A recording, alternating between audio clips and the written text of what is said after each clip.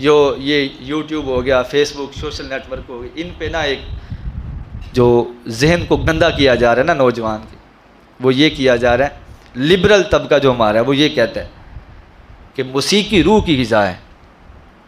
वो जनाब रक़्स खाने बने हुए हैं, शराबें चल रही हैं, बड़े बड़े गुलकार और पता नहीं क्या वाहियाती का सिस्टम होता है। और उनके पास दलील क्या है? वो कहते हैं मौसीकी रूह की ग़िज़ा है। क्या कहते हैं? मौसीकी रूह की ग़िज़ा है। इस बात को समझिएगा ज़रा, मैं बताता हूँ कि मौसीकी रूह की ग़िज़ा है कि रब का कुरान रूह की ग़िज़ा है। भैया हम दलील से बात करेंगे, हम ये सीधा नारा नहीं लगाएंगे कि मौसीकी रूह की ग़िज़ा है, ठीक है जी चलो जी जान दो। दमादम मस्क के अंदर नशई क्या कहते हैं? हम इस चीज़ को नहीं मानते। अब ज़रा गौर कीजिएगा, जिस्म बना हुआ है मट्टी से। किससे बना है जी? मट्टी से। जब ये जिस्म बीमार होता है हम डॉक्टर के पास जाते हैं, डॉक्टर क्या करता है? मट्टी से निकली हुई अज्जा चीज़ों को मुख्तलिफ़ चीज़ों में तैयार करता है। कुछ गोलियां बना लेता है, कुछ शरबत बना लेता है, लेकिन वो चीज़ें कहाँ से निकली होती हैं? ज़मीन से। जड़ी बूटियाँ होती हैं, जड़ी बूटियों को वो तब्दील करता है, थोड़ा गाढ़ा करता है, थोड़ा ढीला करता है, नरम करता है, वो शरबत बनाता है, बूटियाँ निचोड़ निचाड़ के सारा। तो ये जिस्म जब बीमार हुआ तो क्या कहते हैं साइंसदान खुद कहते हैं कि इंसान उस वक़्त तक बीमार नहीं होगा जब तक ये ज़मीन से निकली हुई चीज़ें खाता रहेगा। जब ये बर्गरों की तरफ जाएगा, पिज़्ज़ों की तरफ जाएगा ना, तब ये बीमार होगा, वरना नहीं होगा। आप अपने बूढ़ों को देख लें, हमसे ज़्यादा काम करते हैं। क्यों? कि सारी ज़िंदगी उन्होंने ज़मीन से निकली हुई चीज़ें खाई हैं।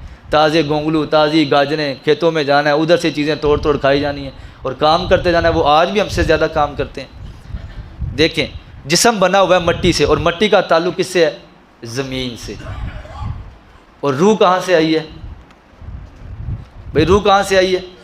जब माँ के पेट में हमल को 4 महीने हो जाते हैं, उस वक़्त अल्लाह ताला रूह को कहाँ से भेजता है? फरिश्तों के जी आसमान से भेजता है कि इस रूह को जाके माँ के पेट में डालाओ।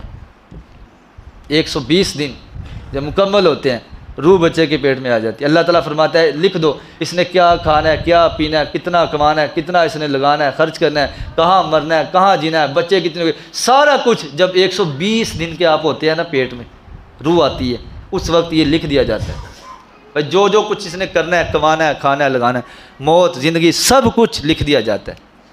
अब ज़रा गौर करें, मौसीकी किसने तैयार की है? बंदे ने। और बंदे का ताल्लुक़ किससे है? मट्टी से, ज़मीन से। तो नतीजा ये निकला कि बंदे का ताल्लुक़ है, जिस्म का ताल्लुक़ है मट्टी से, और मट्टी है ज़मीन से बनी हुई। तो जब ये जिस्म बीमार होगा ना, तो इसकी शिफा के लिए मट्टी की चीज़ें चाहिए हमें। तो मौसीकी भी इसी मट्टी से बनी हुई है। कैसे? कि इसको बनाने वाला इंसान है, लेकिन कुरान को बनाने वाला इंसान नहीं है, कुरान को नाजिल करने वाला रहमान है। और रहमान ने कुरान को आसमान से नाजिल किया है, और आसमान से रूह को भी रब ने नाजिल किया है। तो जिस्म का ताल्लुक़ है ज़मीन से। जब जिस्म बीमार होगा तो ज़मीन से बनी हुई चीज़ें खिलाई जाएंगी, अल्लाह शिफा दे देगा। अगरचे वो ना दे, वो इस बात पर भी कादिर है, लेकिन जिस्म जब बीमार होता है, डॉक्टर ज़मीन से बनी हुई चीज़ें देते हैं, जिस्म ठीक हो जाता है। तो पता चला जब रूह बीमार होगी तो रूह मौसीकी से नहीं ठीक होगी, क्योंकि रूह का ताल्लुक़ आसमान से है। तो कुरान भी आसमान से आया है। ये नतीजा निकला, जब रूह बीमार होगी, रूह का ताल्लुक़ आसमान से है, तो इस रूह का इलाज भी आसमान से उतरे हुए कुरान से ही हो सकता है, मौसीकी से नहीं हो सकता।